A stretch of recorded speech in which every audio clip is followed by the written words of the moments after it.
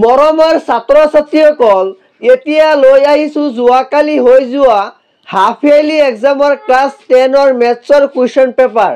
Question পেপাৰৰ MCQ খিনি solve কৰি দিয়া আছে, তোমালোকে ভালদৰে চাই থাকা।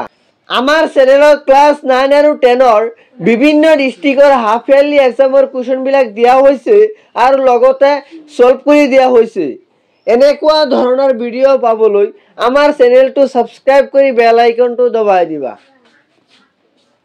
আৰু কুৱেশ্যন পেপাৰখন ভালদৰে চাই থাকা।